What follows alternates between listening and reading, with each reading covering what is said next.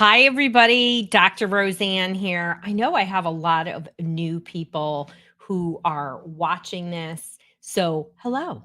I am a psychologist, a mom of two neurodivergent kids, and I'm on a mission to change the way we view and treat kids' mental health, family mental health, and it all starts with nervous system regulation. You calm the brain, everything else follows. But today, what we're talking about something everybody wants to talk to me about. I've been doing this for 32 years, soon to be 33. Um, what you should do before you medicate, okay?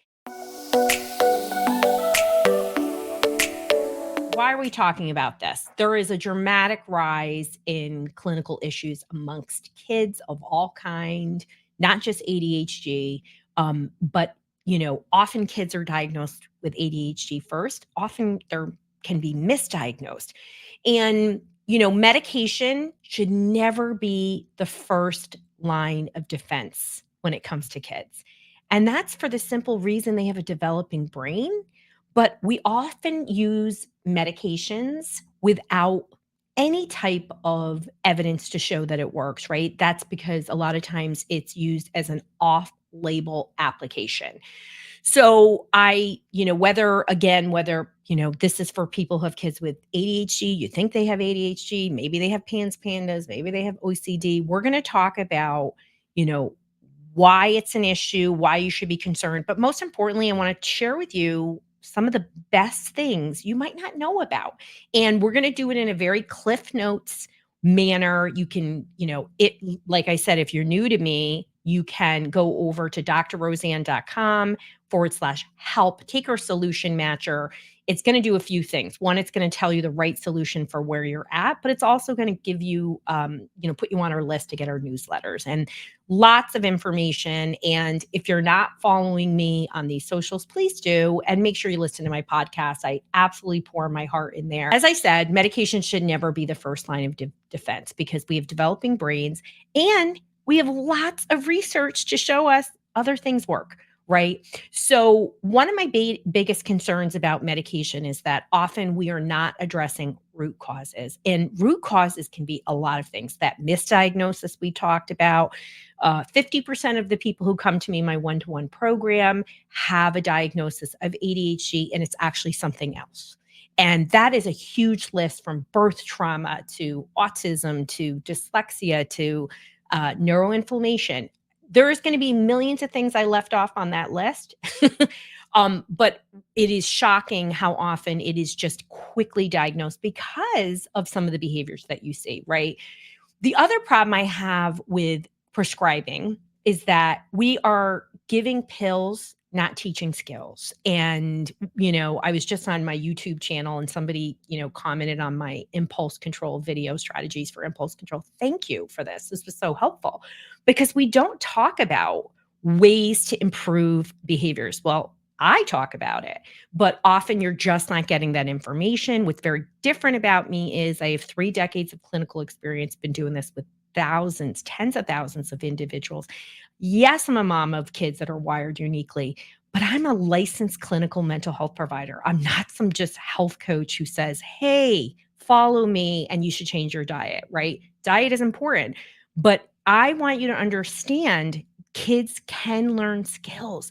And skills develop at unique timelines when we have wired differently brains. Yeah, it may be frustrating. Yeah, we may get overwhelmed. Yeah, we may be scared they're going to live in our basement. Hello. I mean, I'm a mom where my super triple deficit dyslexic is going to, leaving his tiny little school, his little Montessori school, and he's going to a different high school next year. I know he'll be fine. But hello, I get into worry mode too. But one of the greatest problems I see with parents is they move into analysis paralysis and they don't move forward. So this is why we're doing this, so you can really understand what are the science-backed solutions to better understand, right? And remember, just because your kid is labeled ADHD doesn't mean that they are. So let's talk about ADHD and dysregulation solutions. So at the pillar of what I'm doing is I want you to rethink clinical issues as nervous system dysregulation. So that means you could see signs of understimulation, right? Like just like you do in ADHD, or overstimulation, just like you do in ADHD. So let's dig into that so you can better understand. So when we see understimulation, we see problems with listening. We see delayed responses, low motivation, um, being unfocused. You can see anxiety, you can see fatigue, you can see a lot of different things. I've left out things, people. There's a huge list of it. And then we can see those overstimulated behaviors, right? The rage when you try to get them off their device.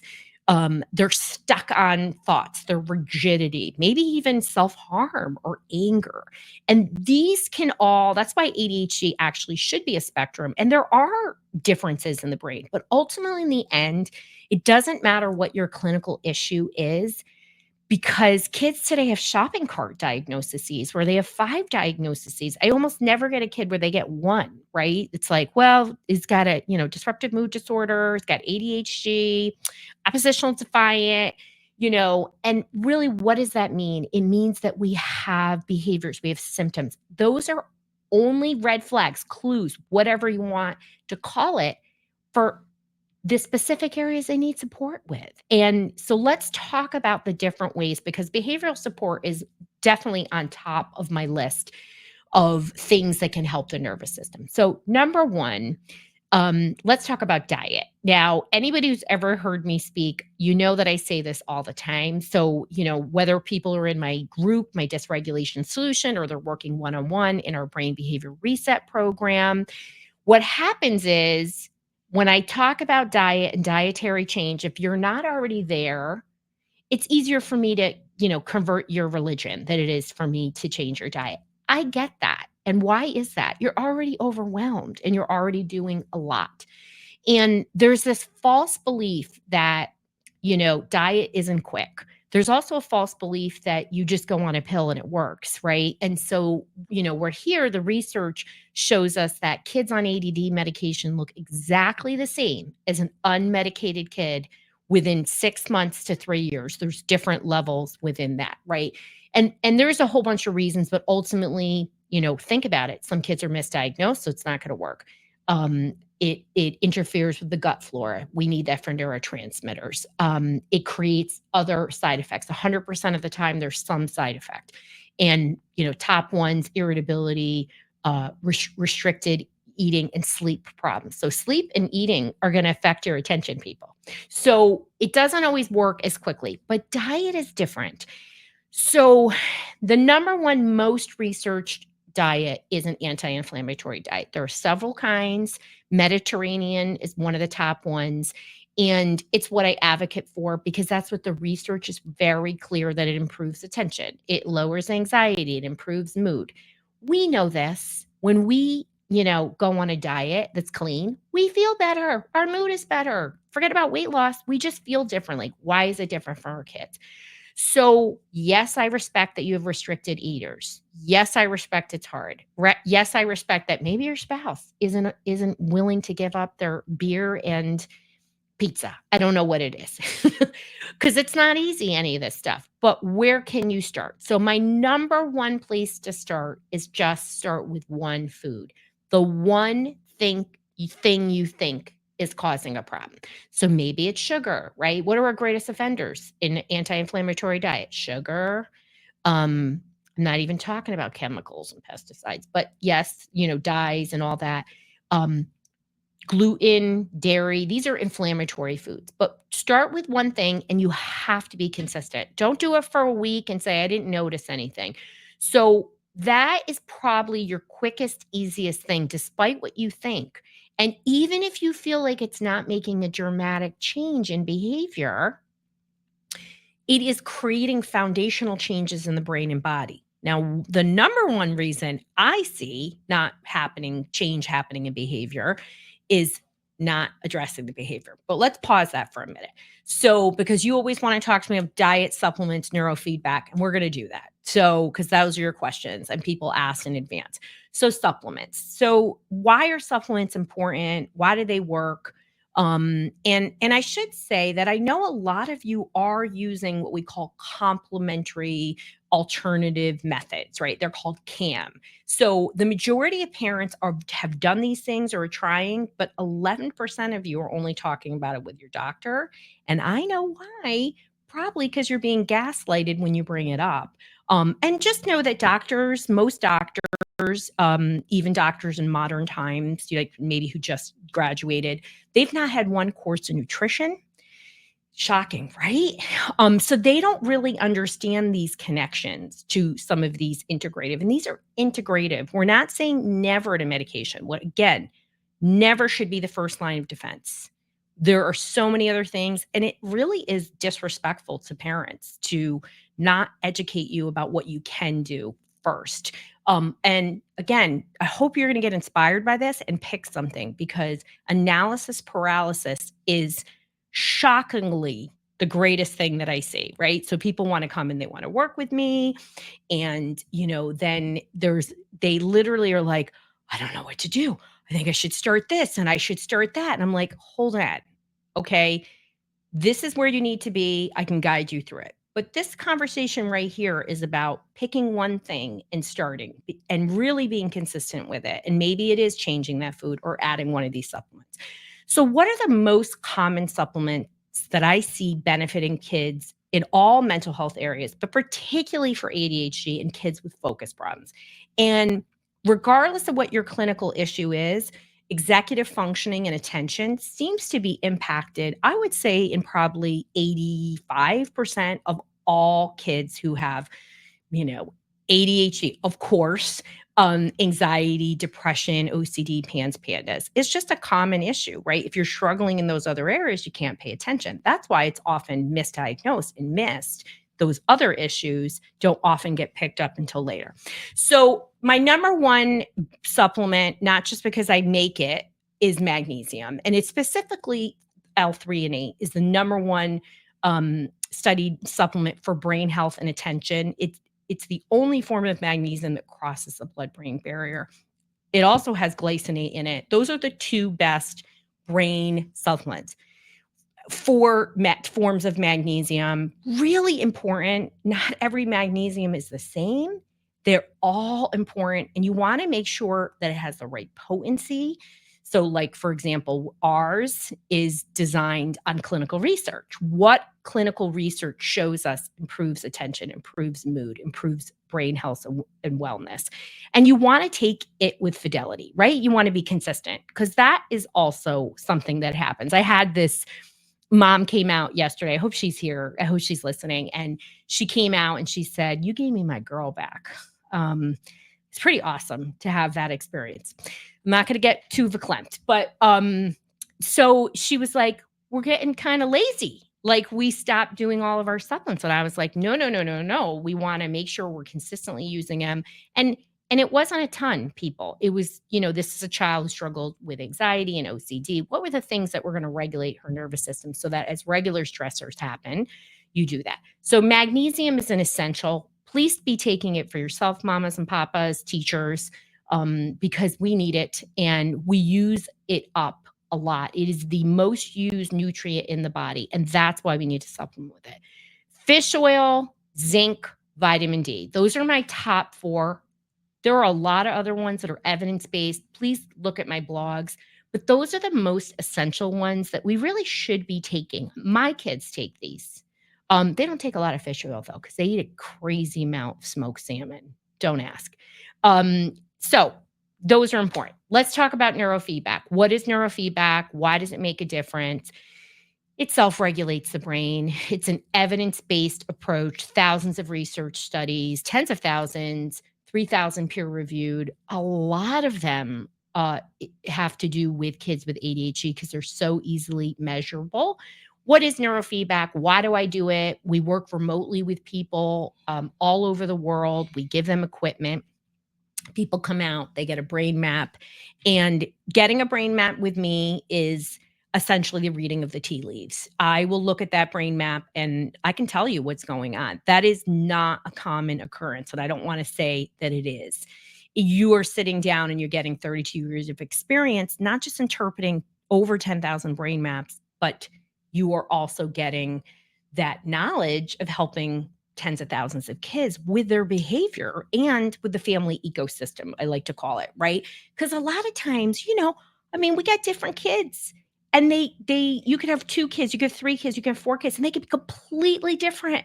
And you have no idea how to parent these kids. And you're doing a great job, mom and dads. Like, there is a rare occasion that I meet somebody, angry family, you're in my book, um, where I meet somebody where I'm like, "Oh my god, you are doing a terrible job." And let me tell you something, when you work with me, I tell you that if that's the case. It's only happened, I could count it on my hand. Like, people are doing a great job, so I don't want you to feel like you're not. It's just that our kids who are wired differently need a level of reinforcement. They need to hear things differently so that they know how to regulate, because self-regulation is the key for learning, for paying attention, for lifelong mental health. If you can't self-regulate, and that self-regulation isn't just emotional, it's in so many different ways. So neurofeedback, you're hooked to equipment. I do EEG. Not all neurofeedback is the same. I have found EEG neurofeedback to be the best for my clients. I'm not going to trash talk any other kind, but that's the only kind I'm going to use, and I've done them all.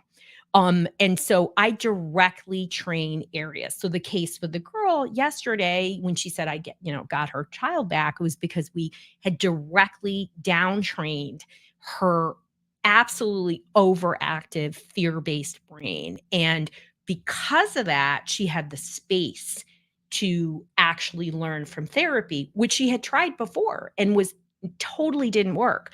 But once we quieted down, once we were able to regulate her brain, then she really quickly was able to make changes. It's pretty awesome. And that's something I have the privilege of seeing all the time.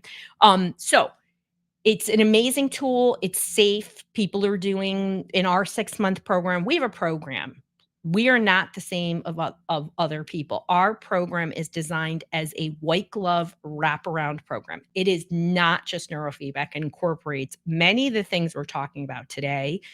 And yes, sometimes people can just get straight neurofeedback and, work with their providers and make movement. That's not why people want to come to me, because they really want that absolute guidance and reassurance that what we're doing is evidence-based and they need help. And that's what we do best. So let's talk about behavior. So behavioral support, I feel, is the greatest missed opportunity for kids with ADHD. Whether you are showing understimulation behaviors of understimulation or overstimulation, because our medical system is dictating ADHD care, they're literally just writing you a script. Parents don't know what they should be doing for their behavior. That's what my dysregulation solution is all about. It actually gives you the how-tos and the scripts for everything you could think of related to tough parenting moments. We keep building it out. But the top areas are actually executive functioning, right? So we don't teach kids how to actually develop those skills. Those are skills that are learned. You are not born with executive functioning skills. ADD medication, even if it improves your attention, is not going to give you executive functioning skills. I hope that just blows your mind. That is actually teachable. So instead of being like, what do I do? Where do I go? Be excited by that, because these are skills that can be learned over time, right? And the basis for good or for self-regulated behaviors is actually impulse control. So things like diet, things like neurofeedback. I have a super, super impulsive kid who I'm working with, little guy. And when you get red flagged for impulsive behavior when you're little, it's got to be tough. I had a kid that, it always said handsy at the end of the day, because he was very impulsive with pans. So his teacher wanted to know what his mom was doing. This is one of the greatest things that ever happens to me, because she said, he's thinking. He's actually thinking. So we slowed it down and we taught parents skills, right? And I'm going to talk to you about our comms method and what we're doing. So when we are focusing on behavior, right, our comms parenting protocol, right, is 5 steps. So the C is co-regulation.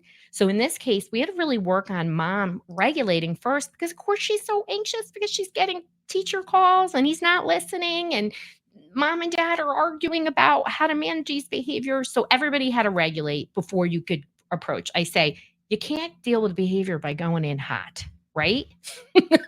I know some of moms love that. We all go in hot once in a while, including Dr. Rowe. Two, you have to avoid personalizing the behavior. That's the A in comms, right? That is very shockingly hard for a lot of people. But again, if you're not co regulating, you're going to think your kid's doing this on purpose. And 95% of the time, kids are not doing things on purpose. They're doing things because they don't know another way. And they keep doing the behavior on Groundhog Day, on recycle. It's happening, it's over. And everybody gets into a reactivity cycle, right? L is looking for those root causes. So it's not just the root causes within our nervous system, it's actually the root causes of behavior. And shockingly, we don't ever think about that because if we're jacked up, we're going in hot, we're not able to take a 360 aerial view, think about, oh my gosh, my kid's a hot mess when he gets home because he actually didn't absorb anything at school or he didn't have sensory breaks or whatever it is. And this homework is like truly the last thing he's capable of doing. So, what do we got to do at school? Right? What do we got to do with those sensory breaks? Whatever is going on, you got to really look for those root causes. Again, this is very behavioral because we don't properly address behaviors. And honestly, there are some good therapists out there, and I say this all the time, but 1/3 of therapists should not be practicing. They started doing therapy because they want to help people, but they never resolve their own issues. And we don't do enough for behavioral support for parents. Kids should never be seen without the parents being seen. If you're working with a therapist and you are not getting behavioral support, you are going to get nowhere. Okay. Like nowhere. There's no magic bullet that's going to fix your kid if they're dysregulated. You are primarily the interventionist and you need coaching, right? Because none of us are equipped for a dysregulated kid. So, M, we got to model those coping strategies, right? So, if you're not getting coached on what to do, how is your child going to actually see the demonstration of it? And how do you know what to do? You need that. And then S is for support and reinforcement. Our kids need a minimum of 3 times more reinforcement than neurotypical kids. And you got to just lean into that. Like, and when you don't personalize behavior and you're regulating, you're like, okay, I got to say that 3 more times for that kid to get it. Doesn't matter if his sister Amy is a rock star and doesn't even need you to repeat it. Your kid needs it. Joey, sister Jackie, whatever her name is, his or her name is. The reinforcement is so critical and often just that missing ingredient in your beautiful sauce that you're making.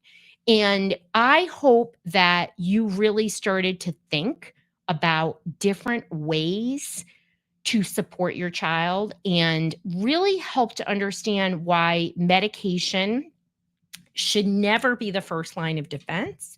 I hope I inspired you to really think, okay, I think in this conversation, I know where to start.